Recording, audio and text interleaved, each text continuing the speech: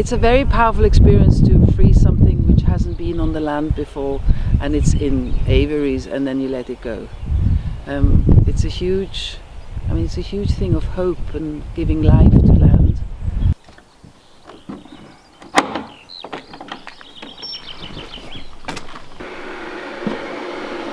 It takes getting used to.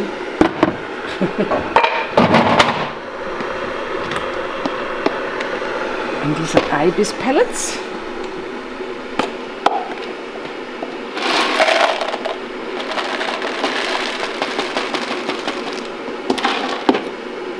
How to keep your feathery friends happy.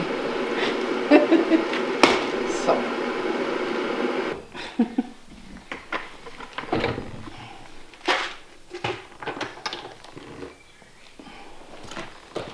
We're off. We're off.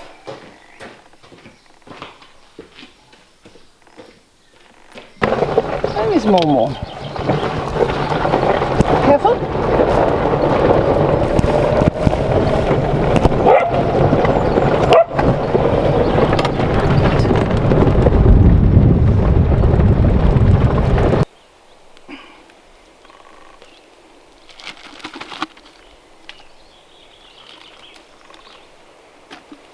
Sorry about that. We can go in there now. Look, I think it's wonderful. I hope they live long and successful lives and breed. It's hard to tell whose idea it is first. Probably Derek's. I think they're just going to wander around here, but keeping a couple in here definitely for the time being. Because we don't keep reinforcement going, that's when you just, it's one throw of the dice and that's it. It just would be good to have an anchor here of 2 pairs. So here we are in North Devon. Here's my friend Dorette and Eti. Dorette has been looking after a group of our young storks here over winter, which we bred down at our Keep It Wild Centre on a farm in central Devon.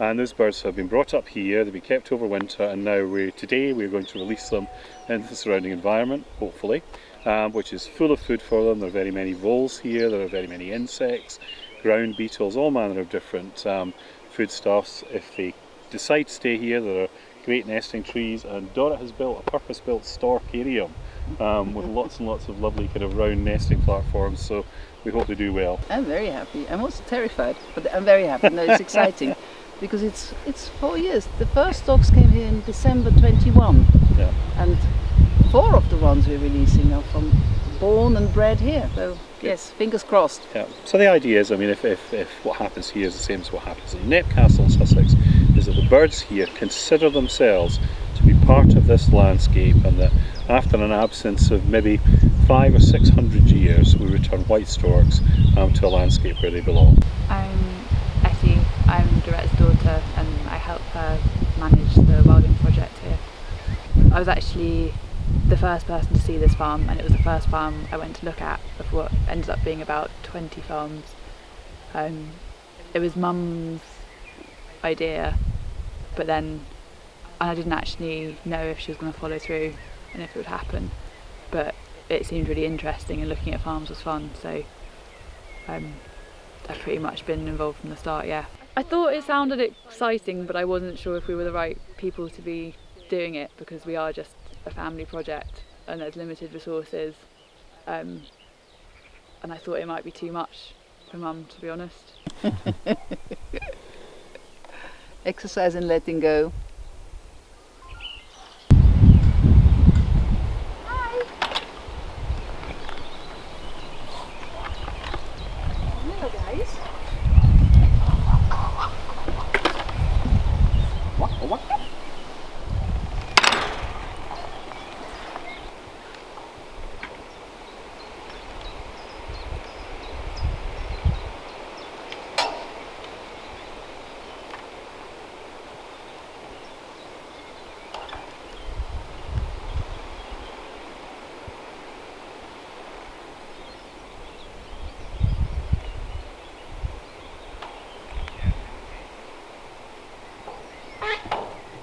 I think the project had its own momentum from the beginning. Like, sort of knew we wanted to create more diversity and complexity and create space for nature, but there wasn't like a set list of objectives other than bringing more life onto the farm.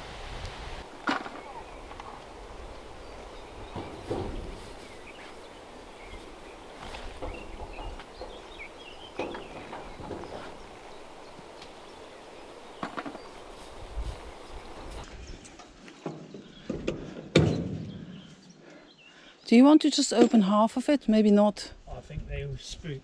Yeah. That's the trouble, is like, because it's something they haven't seen, isn't it?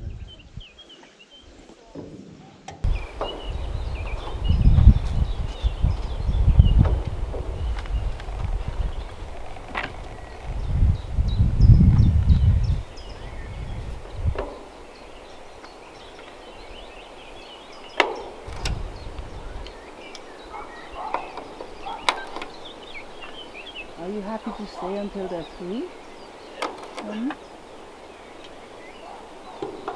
Sorry, you broke your...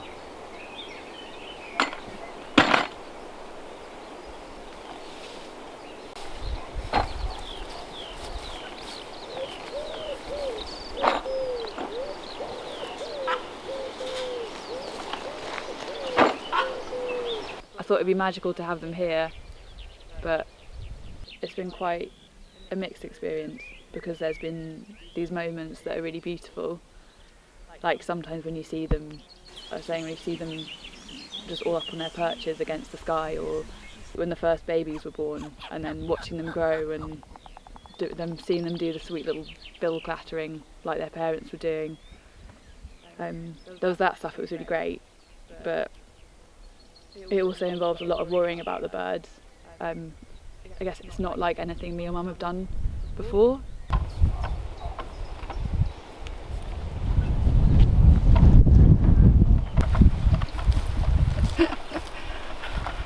No weaponry, armed.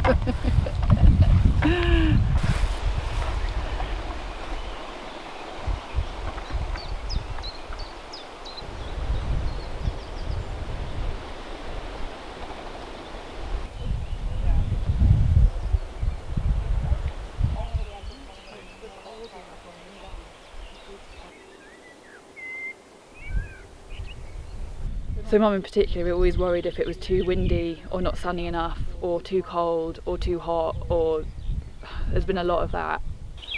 Look, I think it's wonderful. I hope they live long and successful lives and breed. I mean, it's also terrifying. I mean, you feel so responsible for them in a way. You know, we cage them or keep them in, and then we let them go. They've never been out. So I feel all sorts of things. But I feel very happy that we're there and we're letting them go. If you can justify it, we could in the sense in that the adult breeding pairs, a lot of them have come from zoos and were too naive to be released into the wild. It still felt a bit uncomfortable having them in the aviaries, even though, like, as you've seen here, we started with one aviary, which by all accounts was big enough, but then Mum made another aviary that was just twice the size so they could have more space, and that still didn't... Yeah, then we kind of felt like it was a bit uncomfortable having them in captivity.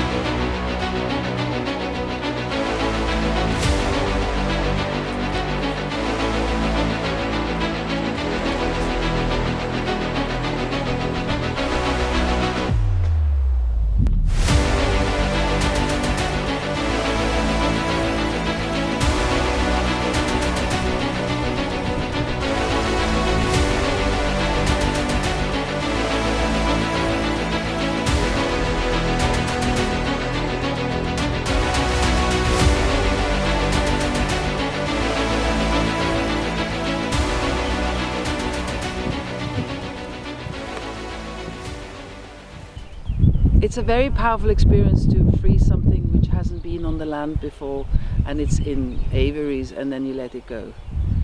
Oh my gosh, they're learning how to thermal. I mean, this is a huge thing of hope and giving life back to the land. It's also worrying because you wonder whether the land can support a flock of birds like that. With the danger of power lines, you realize that this bird was cosseted in an aviary and has now to meet the world, including the power lines.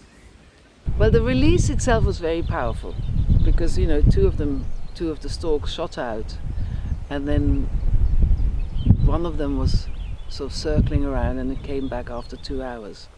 And interestingly, didn't find the opening of the whole aviary, but put himself on the roof. Yeah, the hope is, of course, I mean, it would be wonderful if it was a place for storks where storks could nest and come back to, and be like with the other places in Devon, could become one of the centres where storks can breed. Enliven the sort of places, it'd be fabulous. The reason we started this project was, as a family, we felt that there was a real issue around climate. That's how it started. Then there was the inspiration of wilding, Isabella Tree's book, and the idea of wilding is fantastic and creative. We come from a creative background. It felt a bit like a blank canvas, and we had incredible advisors in Derek Gow and in Mick Bracken and Tom Parsons and others. So we could do something which was really hopeful, creative, fun, and also useful, and creating life. What is better than creating life and habitat for creatures to come in, and they have come in. I think what I didn't expect is how much it changes you. I mean, how much it changed us. You know, that feeling we do something wonderful for nature, but I actually realize it's done something wonderful for us. You feel more connected, you have a different relationship to nature. You realize how far away we are, even if we like it. And we don't really think about our relationship with the animals, the creatures, and what their needs are. Yeah, it's very exciting. It's wonderful. I mean, you know, it's fabulous. There should be storks. We need animals, and hopefully, hopefully they do well, and hopefully everybody loves them and finds it exciting. And I think we're ready for them. I think the environment is ready for them.